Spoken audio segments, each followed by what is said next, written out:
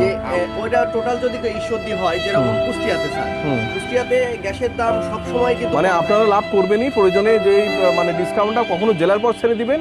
আর 1306 টাকা যে সরকার, আচ্ছা আপনাদের কি মনে হলো 1306 টাকা যে সরকার নির্ধারণ করলো, সরকারের কোনো মানে ইয়ে নেই, কোনো তথ্য নেই যে খুচরা পর্যায়ে 1306 টাকা তার গাড়ি ভাড়া বা এগুলো বুঝেনি সে, যে এখানে তার দোকান ভাড়া আছে, তার স্টাফ আছে, জানে না সরকার? তাহলে আপনারা সেটা নিয়ম কেন মানেন না?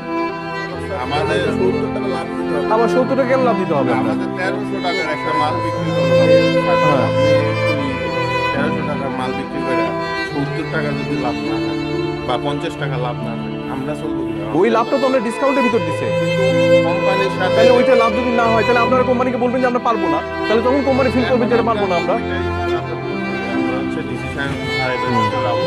উনি যদি না বলে যে আমরা এই রেটের ডিজি স্যার এটা কোনোভাবেই আপনাকে 1320 টাকা বা এটা বলে দেওয়ার কোনো সুযোগ নেই এটা, কারণ সরকার ঘোষণা করে দিছে, এটা সরকার বলে দিছে।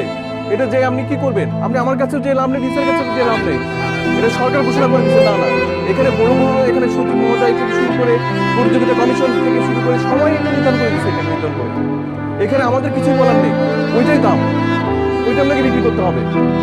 কোম্পানির সাথে তাহলে স্যারের কাছে যাবো, যদি না বলে আমি তো বললাম এটা করে কোম্পানির সাথে আমরা কথা বলেন, তাহলে কোম্পানিকে আমাদের নাম্বার দেন। আমরা যেমন কোম্পানিকে ডেকেছি, আপনি কোম্পানিকে আমাদের নাম্বার দেন, আমরা ঢাকাতে যোগাযোগ করি, দেন কোম্পানির নাম্বার দেন। যমুনা কোম্পানির নাম্বার দিয়ে দেন।